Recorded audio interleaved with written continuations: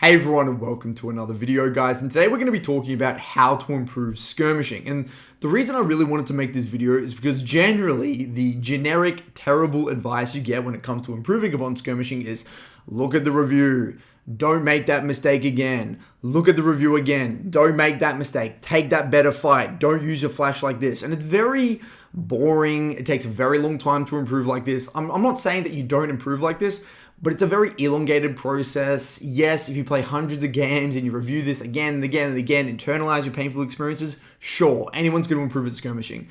But I wanted to really create a proper, streamlined process for improving upon your skirmishing so you kind of know what you're looking for, why things are happening the way they are, and some little tips here and there to really speed up this process. So let's dive straight in, guys. Now, how many times do we exit a game, we go into the review, and we hear ourselves say things like this? If only I used flash here instead of there, and I actually would have got a double kill, and then if I got that double kill, we would have got dragon, and the skirmish would have been just completely different. Or, why did I take this fight? This fight was terrible. I should have just traded that objective off and made a play on the other side of the map. Or, if I just used my ultimate on this guy instead of that guy, or just held my ultimate, we would have aced them, then we would have got the dragon sold, and again, the game would have been very different. And when we go into the review and we say things like this, we are left with this very frustrated feeling. We're like, what's the point? It's not like I'm going to see this situation again. Like, what's the point of even me reviewing this? And to a certain extent, you're kind of right, because this sort of review process doesn't really get your results that effectively. It's going to take a long period of time for you to actually see the result of doing this process again and again and again to get anywhere, really. And the equivalent, or the analogy I like to use for that sort of review, is kind of like going to the gym, picking an assortment of random machines at the gym and be like, okay, I'm going to do a bit of that one there, a bit of this one here on really light weight. And then you leave the gym and you're like, okay, I guess I did do a workout, but you just don't really see many results, even over a course of a long period of time. Now, the equivalent, in order to do it properly, if you're going to go to the gym, you would get a trainer, learn how to do proper compound exercises, have a schedule, know exactly why you're doing the exercise, what muscle you're targeting, how often, so on and so forth. And that is how you actually improve your strength pretty effectively over a relatively short period of time. Okay, now the reason I'm explaining this analogy is because today, hopefully, I'm going to get across a process very similar to going to the gym properly, where we can actually improve our skirmishing at a very solid rate.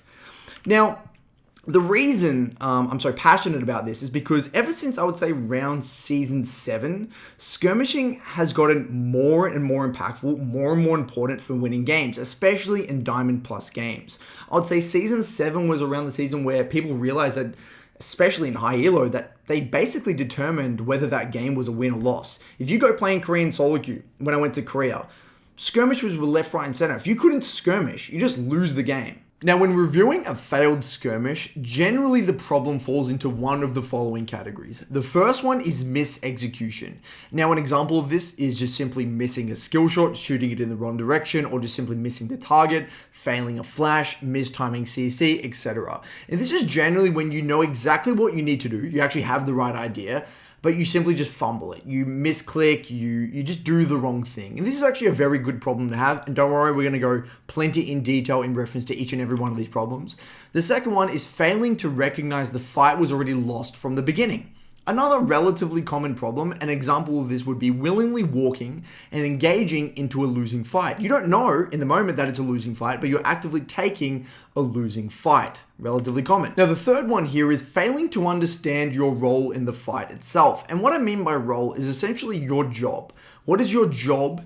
What is your position or role, whatever you want to call it, in the fight itself? This should influence your ability usage, how you use your abilities, whether it's proactively, reactively, for zone control, for dive, etc. Your positioning in the fight, your target selection, as well as your actual mentality when heading into the fight itself. Now, this is a very, very interesting concept. Notice in this last sentence here, I have fast versus slow. Now, I really want to take a second to break this down. If you're heading into the fight with a very slow and patient mindset, what's going to happen? Well, you're probably going to be a lot more conservative with your abilities. You're going to hold on to them a little bit more. You're not going to be as jittery. You're probably going to wait for the right moment. You're probably going to be a lot more peel-oriented, control-oriented, zone-oriented, and be a little bit more relaxed. But if you were to come into the fight with a very fast, aggressive mentality, When you know the fight's going to be very burst oriented, you're maybe the sole form of engage, you've got to follow up on a specific dive ability, you've got to be ready to go. Your fingers are going to be over that button, ready to go, already primed, knowing exactly how you need to use your abilities. Now, this mentality is actually quite important because if you have the wrong mentality heading into a fight, maybe you've interpreted your identity as that you are the main form of engage, you've got to go, you've got to be proactive, you've got to dive, that sort of thing.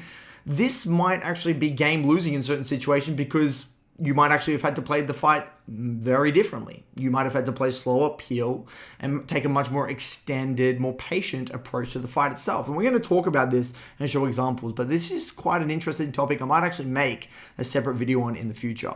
And the last and final reason you might be failing a skirmish is through failing to identify key threats from the opposing team onto you. For example, not realizing the enemy bard has R and you have no flash, therefore you need to take this into account and this should influence your positioning. Another very common problem for a lot of immobile mage players.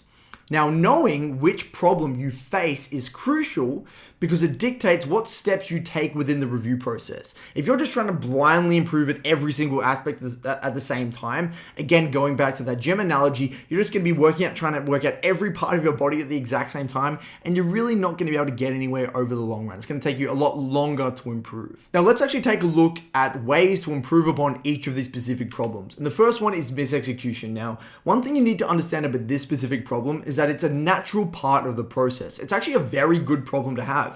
Out of all of the potential reasons that you are failing skirmishes, I would love if this were the main reason every single time, because this basically says to me that your theory is solid and it's just a matter of repetition. Again, the equivalent I would use for this specific problem is that in the gym, your form is great. You know exactly how to do the exercise, you're killing it, but you're just not really lifting heavy weights yet. This will come with time. And there is no real fast track way to prevent this issue.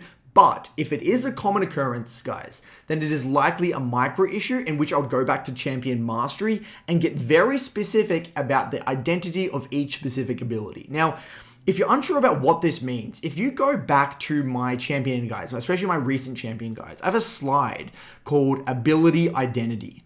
Right? Ability identity. And what I mean by this is you have the champion identity, right? What the champion's about, what sort of fights they want to take, how they want to position, so on and so forth.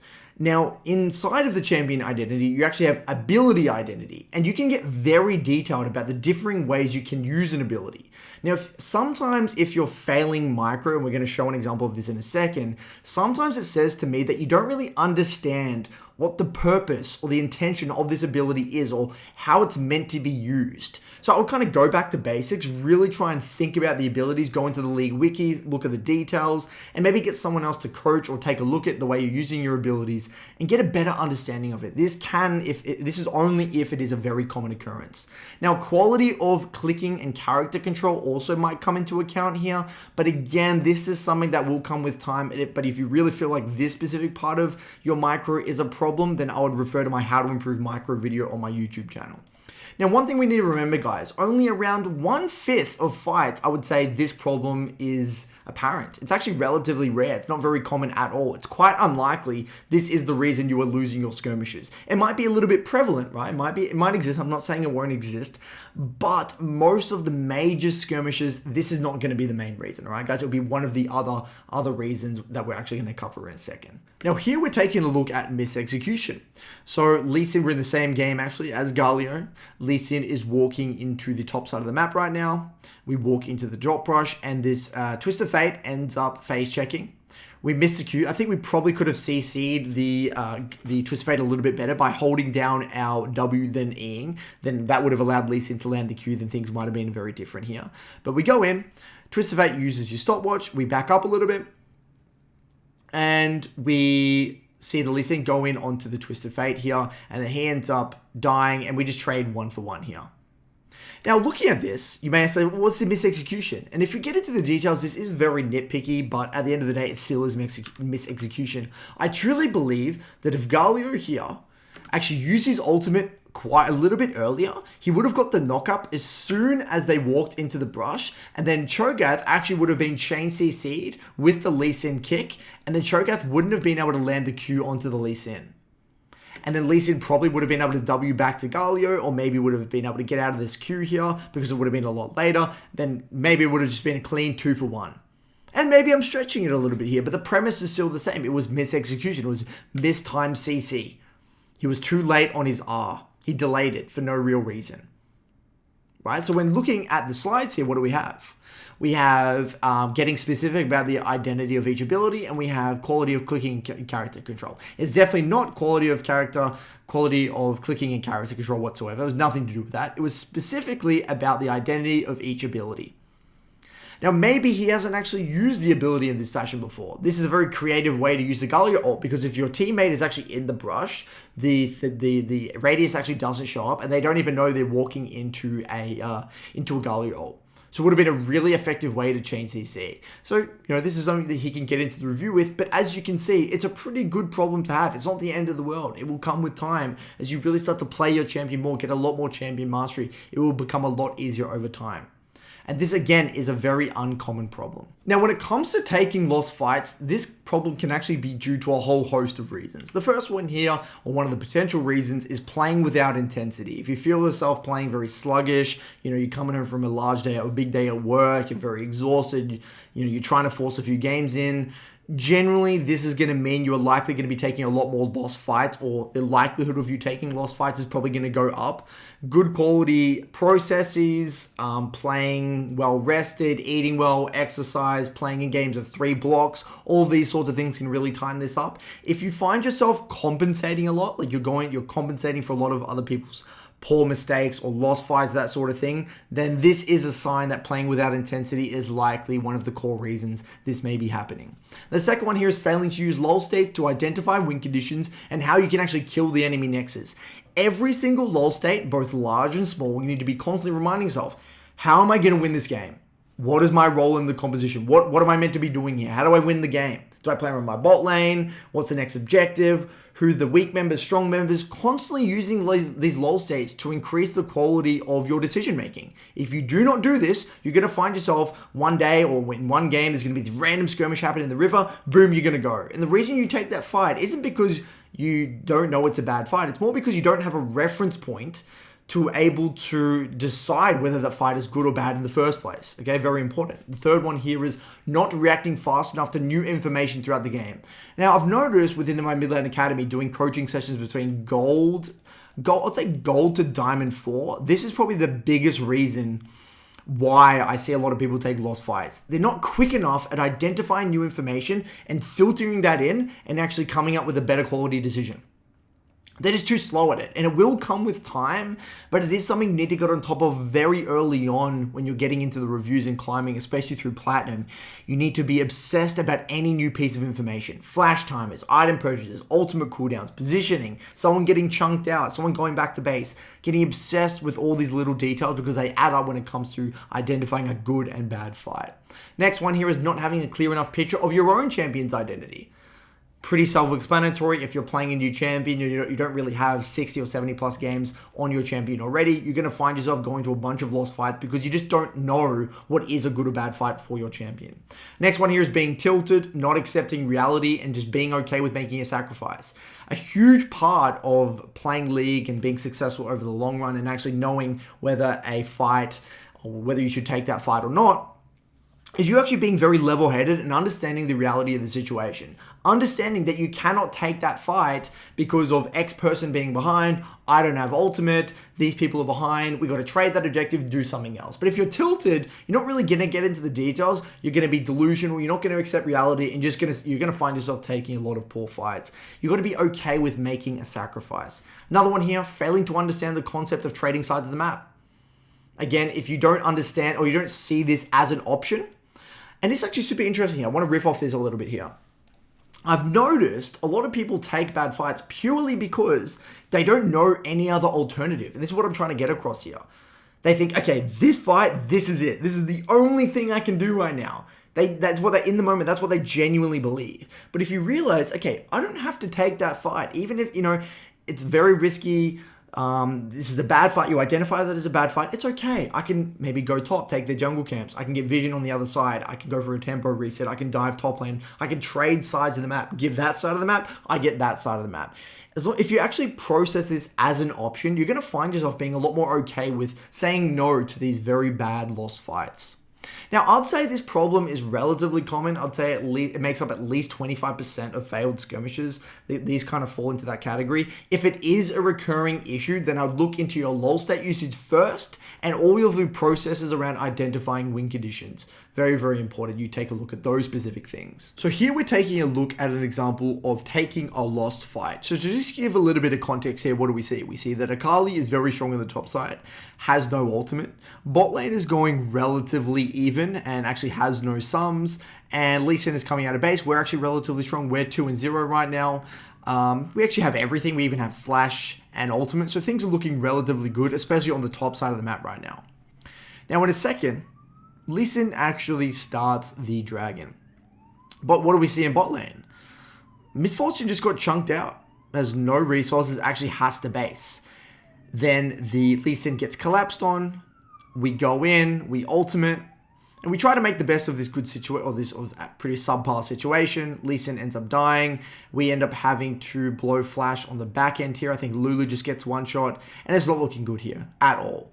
Then the Akali inevitably kind of compensate TPs with no ultimate as well, even though she's dominating the 1v1 on top side. And we try to make the best, again, of a pretty rough situation. We try to go on to the Cho'Gath here. And it's looking very messy. We die, then Akali dies, and it's really not looking good here at all. Now, tying back to the slide here, and I was breaking down the reasons as to why people take lost fights, which one do you think is, which of the actual reasons are actually going on here? Look, it's hard to say whether he's playing without intensity or not, so we'll leave that one for now. Failing to use lol states to identify win conditions and how you can actually kill the enemy nexus. I think this was one of the large reasons, because to me, he opted in for this fight without even knowing that Akali, or should have known, that Akali's top side with no ultimate, and Akali's actually the strong side of the map. And as soon as Lee Sin got chunked, it's okay. He's not the win con anyway. It's all good. We can give that up. So maybe I would look into the lol state usage. Not reacting fast enough to new information throughout the game. Huge. What was the new piece of information here that we did not process? Miss Fortune getting chunked. We did not process that whatsoever here. Again, it's very obvious when you bring it back to these reasons, you can start to see the trends within your gameplay. Here, I don't really think, I know this player, this is one of the coaching clients from the Mid Lane Academy. I know he has a pretty clear understanding of his champion's identity, so I wouldn't really say it's this one. He wasn't tilted, and he definitely understands the concept of trading sides of the map. So I would say for this specific taking this lost fight here, it was probably partially a reason 2 and definitely reason 3.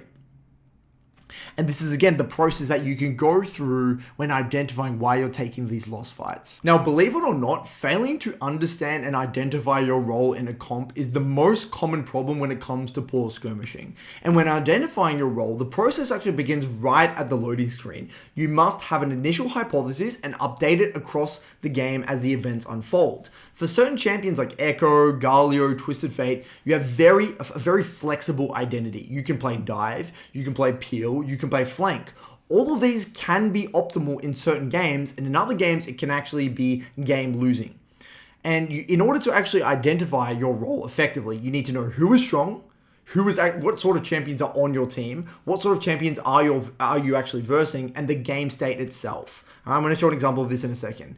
This must be done in lol states throughout the game over and over and over again. It's not just a one-time thing. You don't just do it once at the start and once at mid-game. You do it every single lol state, okay? And here is an actual example of this process, as well as an example of someone failing to understand their role in a skirmish and what that actually looks like. Now, when it comes to identifying your role at the very beginning of the game like this, we really want to keep things very open-ended. We don't have enough information to know exactly how fights are going to play out, who we should be playing around, so on and so forth. We just need to have an initial hypothesis just to get the brain thinking and considering few of the variables at play here. We have a relatively heavy trading top matchup based off Yone being very committal and a melee champion.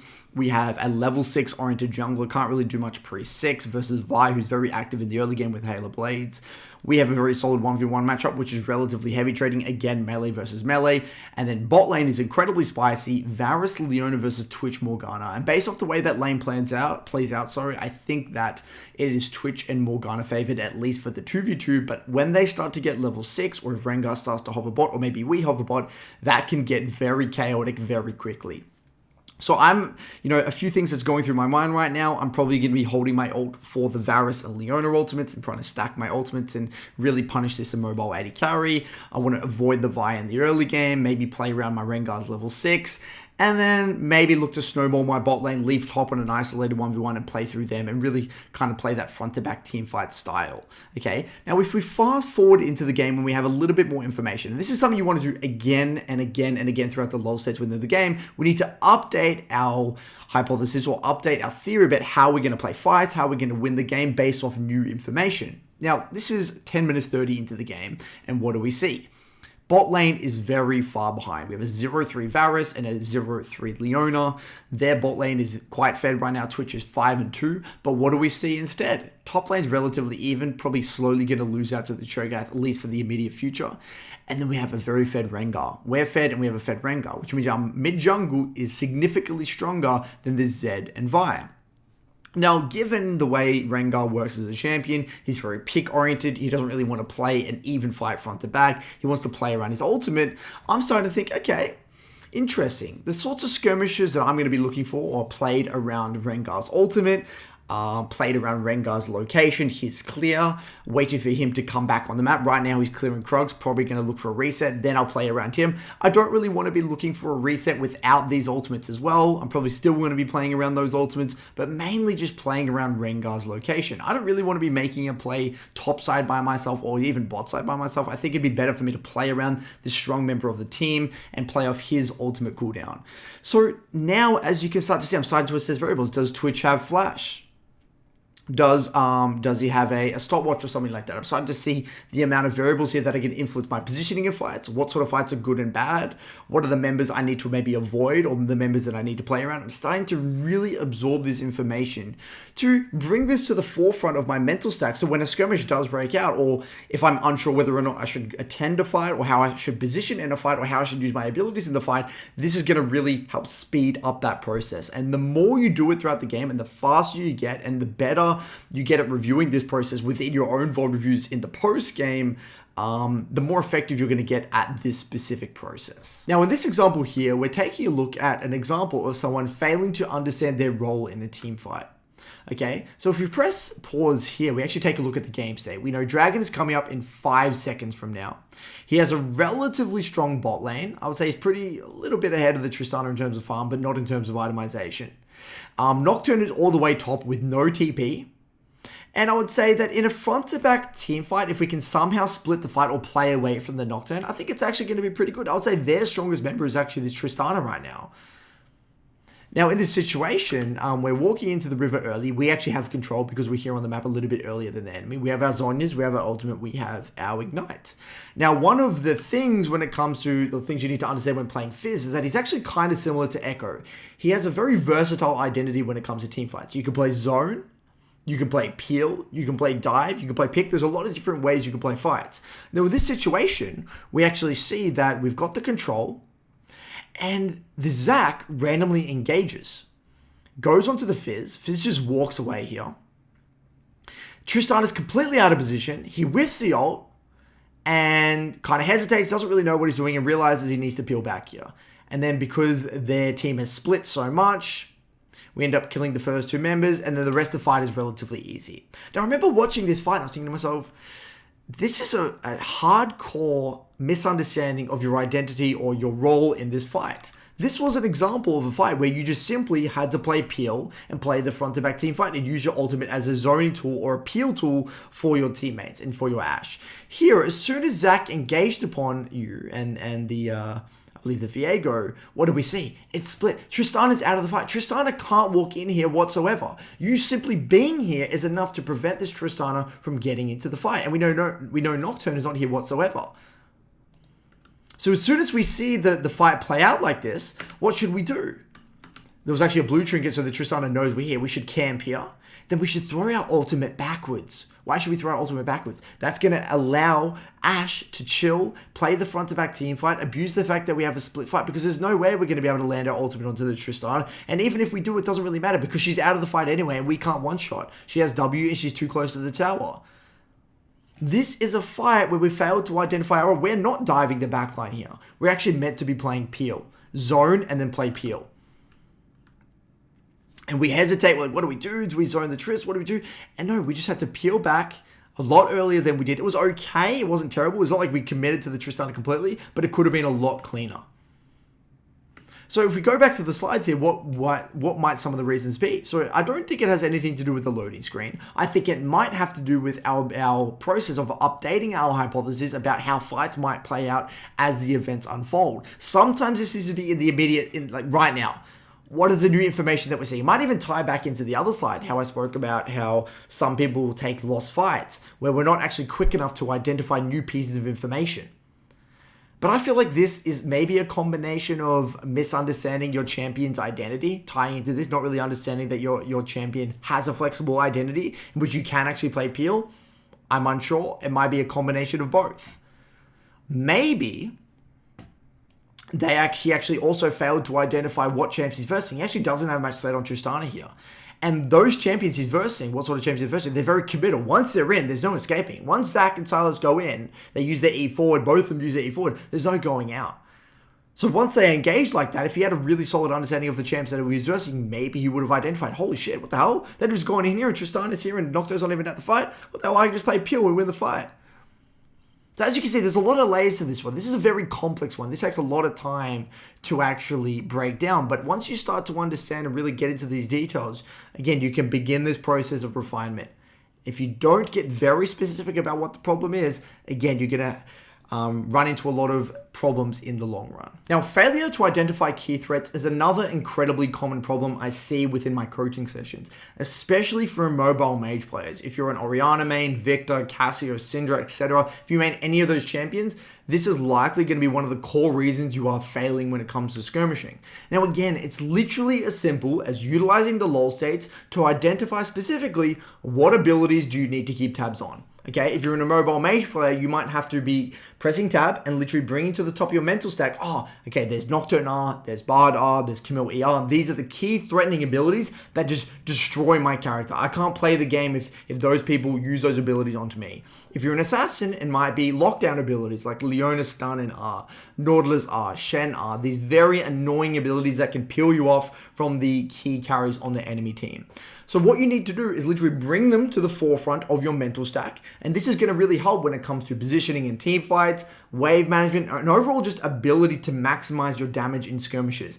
And trust me, this may sound really weird and it sounds a little bit like, who the hell would do this? No, I literally, if you're in my Discord and you watch me stream games, when I'm versing a Nocturne, I'll literally say again and again and again in the lull states, okay, where's Nocturne? Does Nocturne have R? Okay, as soon as you use it, okay, Nocturne doesn't have R. I'm literally obsessed about this specific ability that destroys my character. And I actually find that visualization in the loading screen can actually be incredibly effective for this specifically, right? If you see the champion in the loading screen, you can start to assess, okay, interesting. How are fights going to actually play out? What does my champion look like in a skirmish versus that champion? If you're playing Orianna and you're in the loading screen, just close your eyes for a second or even keep your eyes open and just visualize a team fight. Based off those champions in the game, what does it look like? You have enough muscle memory. If you played the game, you've played a few thousand games over the past few seasons, you're going to have a pretty good idea about the way the fight is going to play out.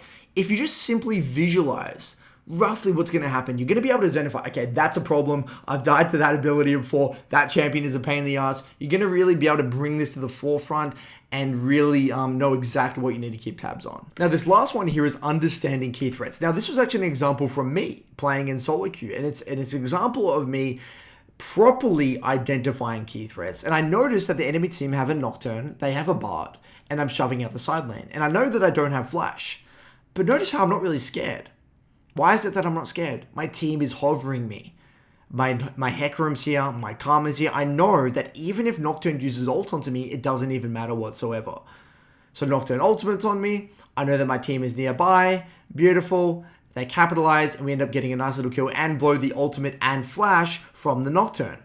So what did I do here? I kept tabs on the specific ability. I knew exactly where he was on the minimap. I knew specifically what the ability was that I needed to be scared of, and I knew it didn't really cause me any trouble because my teammates were in the area. I brought it to the top of my mental stack. And it looks very easy here, but it is quite difficult as you get into a game. There's so many things you need to think about, but this specific process is a godsend. It is an absolute lifesaver if you are in a mobile mage player. Now for some final pieces of advice, guys. If you are truly unsure whether a skirmish is going to go poorly or it's going to go well, have a hypothesis and just do it. You cannot afford to allow other people to make your decisions for you. You must make your own decisions. And then, because if you don't do this, when you go into a review, you're not really going to be able to see the trends within your decision making. If you actively make the call to take this skirmish or not take this skirmish, you're going to be able to see what variables you didn't consider. Did I not consider the key threats? Did I not consider my positioning, my lull state usages, my identification of the win cons, so on and so forth? You're going to be able to get very specific about what the trends are. But if you do not make the decision and you just blindly follow everyone else's call, you're not really going to get anywhere in the long run. Now, also, when it comes to improving skirmishing in the long run, there is one concept or philosophy you must internalize if you're going to have any form of success. And if there's one thing you're going to take away from this entire video, this is it. Now, you must actively put an emphasis on the outcome of your decisions. Now, there might be this team fight or skirmish at a dragon, and you look at it and you're like, well, we probably would have won it if my Ashe used their W here, or my Camille actually held ultimate for here, or my Kha'Zix got the smite, or what? All this bullshit, right? All this stuff that's out of your control. You can only control what your character does. If you overemphasize and put all this emphasis on whatever everyone else is doing and their micro misplays or whatever, you're not really going to get anywhere. You must put a disproportionate amount of time and a disproportionate amount of weight on your decisions and look at how sound their logic was. Because at the end of the day, you're not really concerned about this one skirmish in this one game. You're concerned about the principles and the quality of your skirmish and how sound it is over the long run, because that's what's going to pay dividends over the hundreds of games you're going to play, and that's what's really going to make a difference and get that win rate from, say, a 52 to a 54% win rate, or a 54 to a 56% win rate. That's what we're really here to do, okay? Now, it sounds really easy for me to say this right now. Just hold yourself to a high standard. Come on, guys, just hold yourself to a high standard. Well, yes, at the end of the day, I don't really know how else to put it, and the reason I say this, guys, is because if you have a very blasé mentality heading into every skirmish, like, oh, whatever, it's just a lost skirmish, it doesn't really matter. Or you just use your abilities in these skirmishes in a very blasé mentality with very little intention without going through these processes, a lot of your fights are going to be coin flip. And you're going to really miss out on that long-term gain through pattern recognition and muscle memory. Okay, again, it kind of ties into this one as well. It all ties together, but you kind of get what I mean here. So if you have any questions at all, if you don't really understand where I'm coming from this one, let me know in the comments below, and I'll really try and put you on the right path. But it kind of goes for anything in League. If you have this very blasé mentality and you're not holding yourself to a high standard and really looking at the details, you're really missing out on a lot of long-term gains, guys. So hopefully this puts you on the right path. I wanted to give you some form of a process to improve on your skirmishing because it is such an important part of the game. And let me know how this helps you, and I'll see you in the next video. Cheers.